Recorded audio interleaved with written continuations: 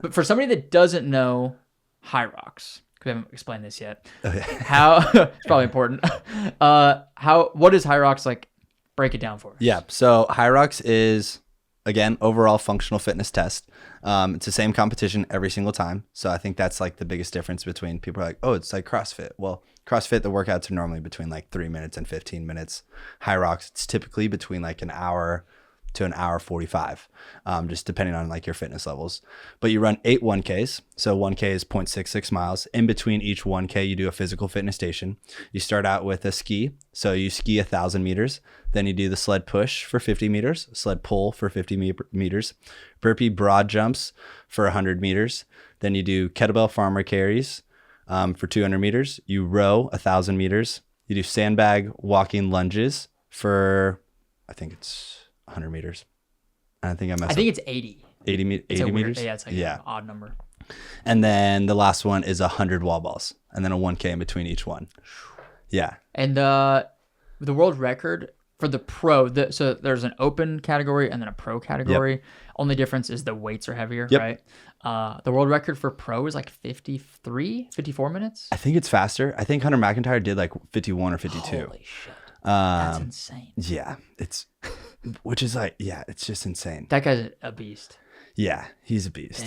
Yeah. So your open best time is 61 minutes. Yep. Yeah. And then your what's your best pro time? 111 at Worlds. Yeah. Yeah. And dude, the weights are like significantly heavier. Yeah. So weight difference in open for skier, exact same. For sled push, the pro weight is 455. The open weight is 350. That's a big difference. It's a big difference. And like, as somebody who normally walks around as a $175, like at Worlds, dude, I was like the shortest and like one of the like smallest guys, but it's okay. You know, small guys can win, you know, we can do very well.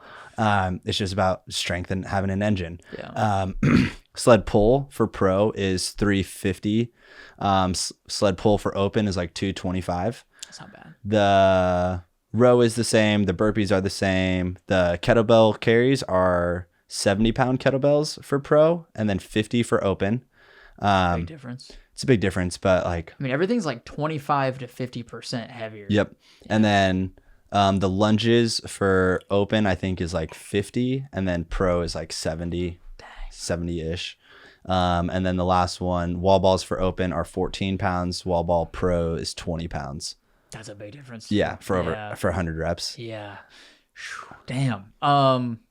That's crazy. What I'm just trying to like comprehend all the weights because it's such a big difference. Because I've been training, I need to train probably heavier when I'm doing stuff. So I train with all pro weights. Yeah, I probably should do that. I don't have a sled in my house. That's one hard thing, but I can do everything else. Yeah. What's your best event out of that? You think? What's your like favorite movement besides running? Honestly, probably burpee broad jumps. What? Yeah, I know. Psycho. Everyone says that too. But it's like, it's just like if you just like put your head down and just like you're just getting up and down off the floor. Yeah. Is that your best one? No, I'm pretty good at kettlebell farmer carries. Really? Yeah, like I could do pro unbroken. Really? Yeah. Strong hands. What's up, girls? How do you train? I've just been like winging it mostly. Yeah. For farmer carries, I've been doing like almost every day. I'll just do like 60-second holds with 70 pounds. Yeah. And just like do like a few sets of that. Yeah. And I've gotten pretty good at that. But like, is there a better way to train? I'm sure. Honestly, with kettlebell, no, it's literally just getting your grip strength used to it. Yeah. Because if you can hold it, you'll be able to move. It's not like the weight isn't too big of a problem to like hold you back. It's just being able to like grip it. And my I'll show you. forearms cramp up. Do they? Yeah. And like only in one arm though. I don't know why. It's just grabbing things. Like yeah. You deadlift, so you should have like a good like little grip Right. strength. And like, but outside that, like, no, I don't know if there's this maybe dead hangs too, like yeah. on a bar. Yeah. Would be good, like trying to incorporate sets of those into it. But I just do like standard kettlebell carries. Okay. And just like get used to it, and then come race day, it's all here. Okay. Yeah, 100%. Yeah, dude. It's so fun. Like I love the training for it. Yeah.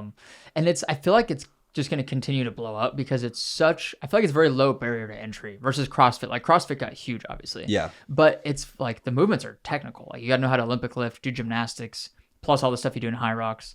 And you never know what's going to be in the competition. Yeah. Like it's different every single time. But Hyrox is like, it's predictable. People know exactly what to train for. Yeah. And the movements are relatively simple. Like Yeah. anybody can do them. It's cool though to like see a new sport pop up. Like I was waiting for like, okay, what's gonna be the next big thing? And I think HYROX is that thing. I do too. I mean, it's huge overseas first. Like their international races are over 20 international races first. I mean, I don't know what to say where it's from. I'd say Europe. Started in Europe. I think it's Germany. Yeah. Yeah. So it started there, huge overseas, and it's just come to the States, you know, the last few years.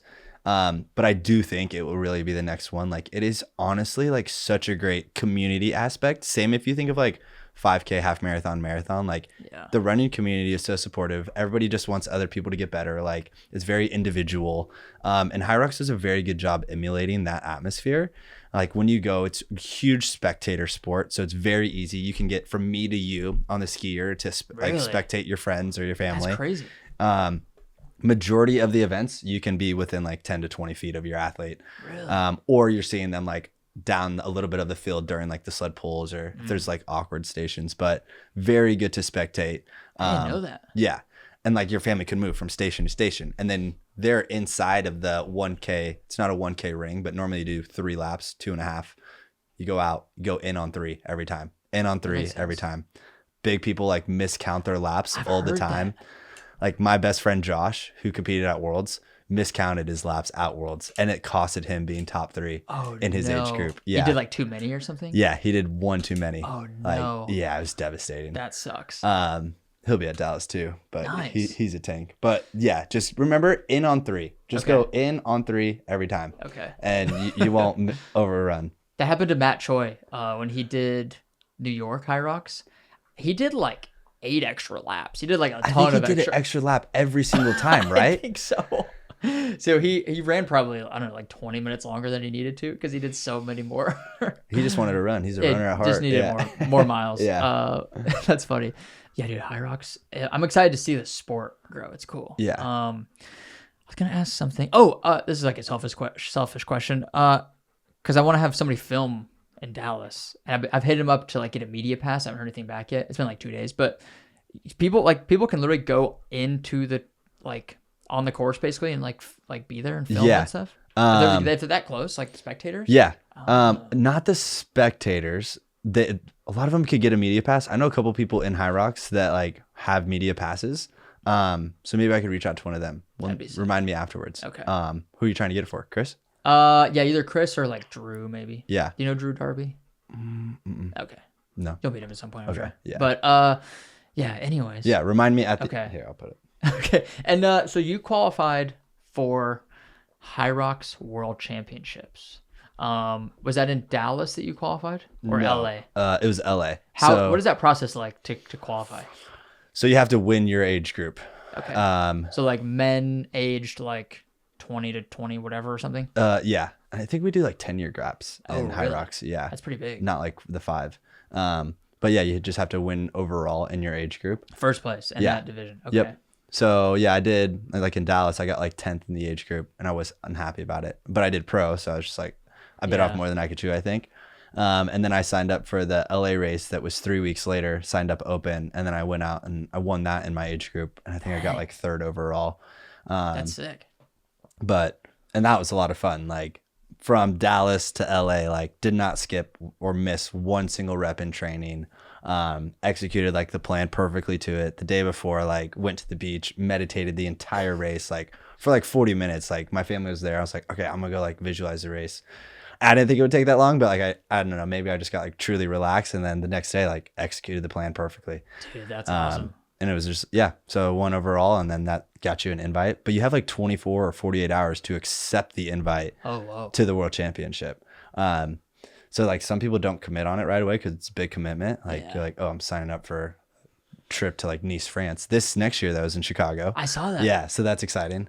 That's cool. That'll be next June. Have you qualified for that one yet? Not yet. So season just started for the 2024-2025 season. When does the season like start and end? I think it started like last month. Okay. So it goes like September to June. Like because you can qualify up to like 1 week before Worlds and like still get in. That's crazy. Yeah. There's normally like one big last chance one, and then like people will go to try to qualify. Interesting. Yeah. So where will you? Are you gonna try and qualify in Dallas? I'm not gonna try. I'm gonna qualify in Dallas. Let's go. Yeah. That's the mindset, Yeah. baby. Yeah. Yeah. I know it. And you're doing pro? I'm doing open in Dallas. Open and down. Yeah. Oh, dude. Open in Dallas. Then I'm not. There's no chance I'm gonna be able to qualify if you're going for it too. What if we tied? Is that possible? Can we tie? We'll cross the line just chest to Just chest. hold hands. Yeah. Yeah. I'm trying to go for like sub 55 in Dallas. Oh God, that's fast. Because I'm coming off this marathon block, and then I'm going straight into a 5K prep. It's like a sub 17 5K prep just for the speed. Because I know I have the engine. I know the event's like more than strong enough right now. Like first time I've ever kept Hyrox and strength motions in a marathon prep.